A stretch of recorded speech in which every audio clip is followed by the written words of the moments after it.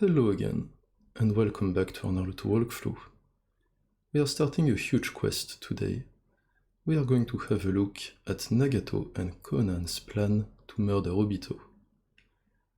This plan happened in the context of the competition for the Kyūbi that we saw in the remedial class. Our goal for today is simple. Let's get this out of the way. Nagato and Konan want to murder Obito. First, we are going to have a look at some preparation steps.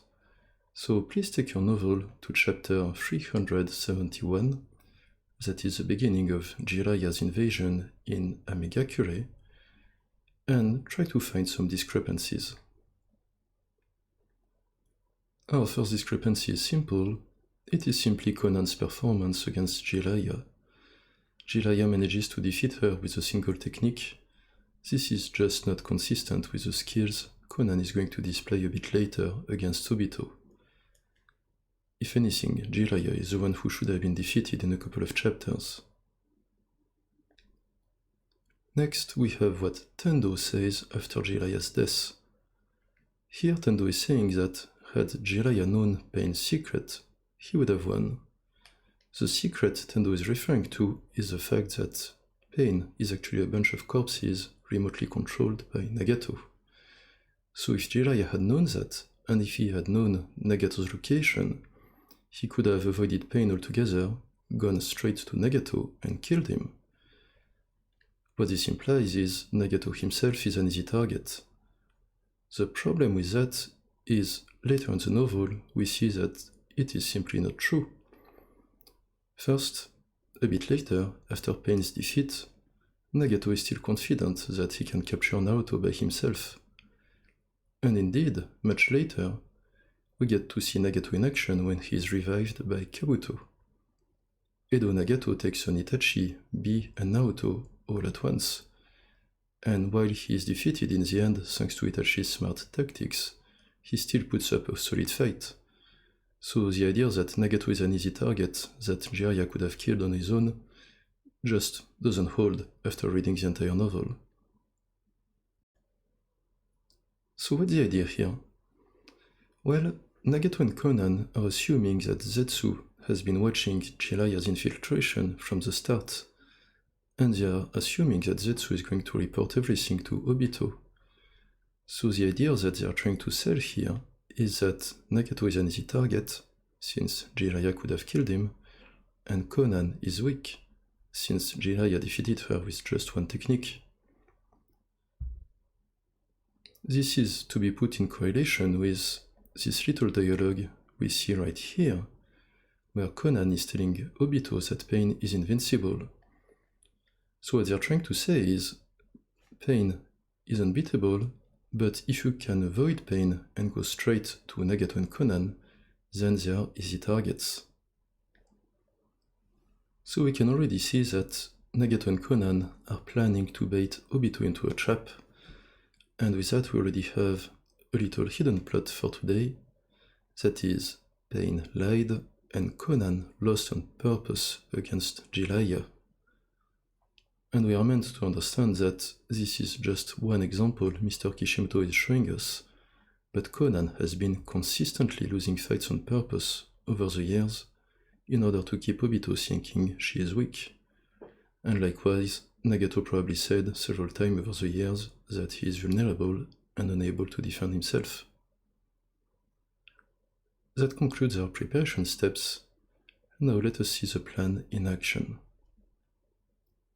Please take your novel to chapter 430, that is the beginning of the fight between Naruto and Pain, and try to find discrepancies in the battle. Well, there are so many discrepancies in this fight that it might as well be another tutorial. From the get-go, this battle is weird. Here Shurado is charging at Tsunade, and he gets blindsided and destroyed by Naruto. We already have a couple of problems here. First, Pain's main gimmick is a shared vision, meaning that even if Naruto was out of Shurado's vision, then he could still be seen by the other Pain, and thanks to the shared vision, Shurado could avoid him. Also, Nagato is supposed to be a skilled sensor, We will talk a bit more about that later, but it's weird Nagato didn't even realize that Naruto had arrived. Let's continue. Next, we are told that Shinra Tensei is on cooldown because Tendo needs to recharge his powers. This is a bit weird already because Tendo doesn't really have any chakra of his own. Tendo is just a corpse controlled remotely by Nagato.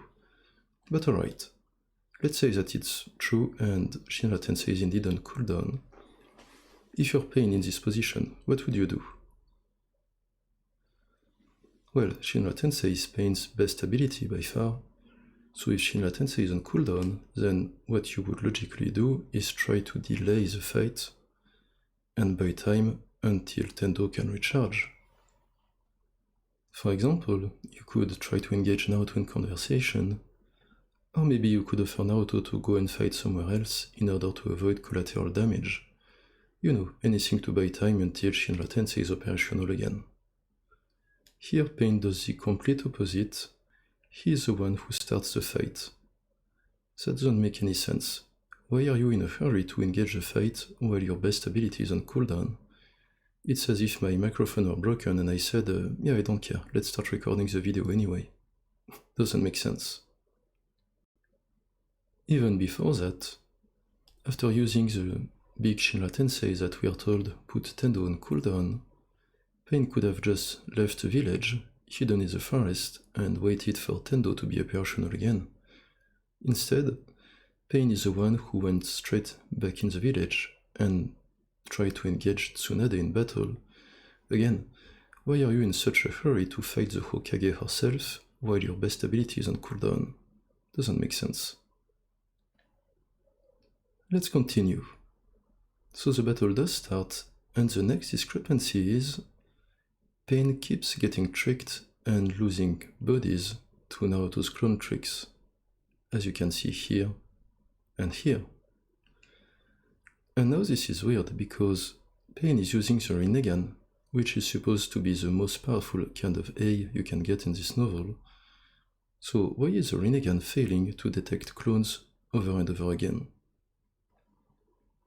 It is especially weird when you consider that the Rinnegan Nagato is using actually belonged to Madara. And Madara's eyes, we are told, are the best you can get when it comes to detecting clones. Of course, we are not just going to take Madara's word for it. But later in the novel, we get to see Hashirama's flashback of his battle against Madara.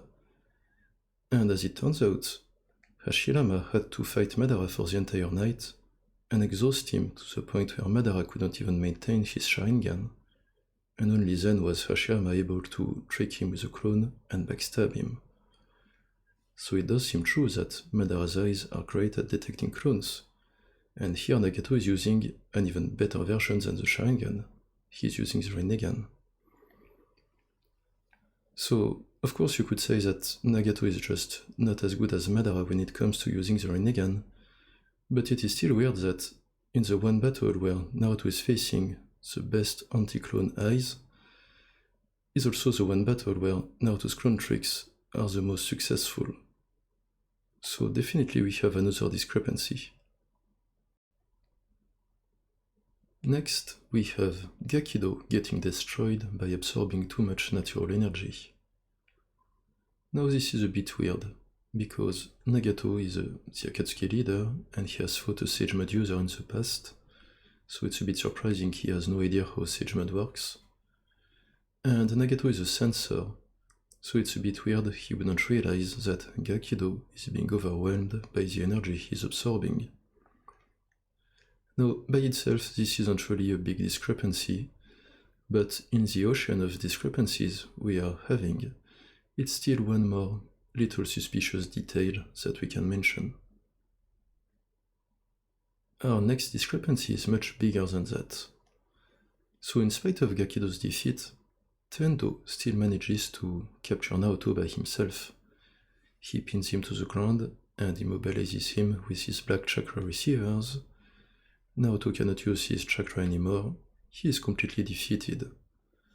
From there, tell me, what is the last thing that could potentially save Naruto? The answer is, of course, the Kyūbi taking over and going on a rampage. This is the last thing that could save Naruto, so from Pain's perspective, it is the one thing you need to avoid at all costs. Of course, Pain keeps playing the least logical move possible. He murders Naruto's girlfriend in front of him, and he even taunts Naruto about it. Now it is well known in the Naruto universe that Jinchuriki is the most likely to lose control over his Biju, leading to the Biju going wild, if he is experiencing emotional distress, anger, etc. And this is especially true for Naruto himself. Everyone in Akatsuki knows that. So if you're Pain here, what you should do is go out of your way not to kill Hinata. Just knock her out and go tell Naruto, don't worry, I didn't kill her. I do need to capture you, but I don't want to cause needless casualty. Instead, Pain does the opposite. Naruto does get angry, the Kyūbi does take over and attacks Tendo, which puts Tendo in an especially difficult position now that Gakidō is out of the picture, because Gakidō would have been the perfect counter to the Kyūbi. So that's one more move that just doesn't make any sense. At this point, it's becoming really difficult to believe that Pain is genuinely trying to capture Naruto. Let us jump to the end of the battle. Here, Naruto finally manages to defeat Tendo by surrounding him with clones that he transfigured into rocks. Tendo is caught completely off guard, he didn't see the clones, and he gets defeated. Once again, that doesn't make any sense. So we are told that Madara's Rinnegan failed to detect not just one clone this time, but an entire clone army. It's not believable. And even if you were to put aside the Rinnegan, Nagato himself was portrayed as a good sensor. Earlier in the novel, he was able to not only detect, but also analyze Jiraiya's chakra signature from across an entire village. And later, we are told by Itachi that Nagato managed to locate Kabuto during the war, something that the entire alliance failed to do. So Nagato is supposed to be a good sensor, but here he wouldn't be able to tell that Tendo is completely surrounded by a clone army. It doesn't make sense, especially when we're talking about Naruto clones. Naruto has one of the most easily recognizable chakras in the novel, since he is a Kyūbi Jinchuriki. So Nagato locating Kabuto but failing to sense Naruto's clones does not make any sense. That's a lot of discrepancies. We have more than enough to complete our quest. So if we put together the discrepancies, the preparation steps, the goal, and the context we saw in the remedial class, can you find the hidden plot? Yeah, the hidden plot is Pain lost on purpose against Naruto. What a move. What a beautiful move. So Nagato wants to murder Obito, and since Obito has the advantage when it comes to information, thanks to Zetsu, Nagato's best bet is to bait Obito into a trap. And now the basics when you want to trap someone is to create an emergency and an opportunity. For example, a scammer will tell you that you can get $10 million, but the offer is only available today. Opportunity, emergency. Here, the emergency is the Kyūbi is about to be revived, because Nagato is still intending to capture Naruto himself. This is why he allowed Naruto to find his location. So with Naruto captured, it's only going to be a matter of days until the Kyūbi is revived. So if he wants to get the Kyūbi, then Obito needs to act fast. He needs to quickly kill Nagato and take the Rinnegan before the Kyūbi can be summoned. The opportunity, on the other hand, is that Pain is defeated, and as we saw in the preparation steps, without Pain, Nagato is supposed to be an easy target. Nagato himself is supposed to be vulnerable, and Konan is supposed to be weak. So Obito is being offered the best opportunity he will ever get of murdering Nagato. and he needs to do so quickly, before the Kyūbi is revived, and before Nagato gets a chance to recreate pain. The plan is, Obito is going to try to seize the opportunity. He will teleport straight to Nagato in order to murder him. He will teleport straight into a trap, straight to his death. The trap being Konan's paper ocean, plus whatever Nagato himself had prepared. And this is why Pain lost on purpose against Naruto. What a beautiful move. Now you may be wondering, if Nagato had such a wonderful plan, and clearly he did, and if everything was going exactly according to the plan, why did he give up at the last moment when he was so close to victory? Why did he suddenly commit suicide instead of capturing Naruto? Well, it is a good question, but we won't answer it until later in the walkthrough, when we study the hidden plots of an even more devious antagonist. For the moment, I suggest we just appreciate the beauty of Nagato's plan, and we rejoice, for we have completed another quest, which brings us closer to Samehada's quest.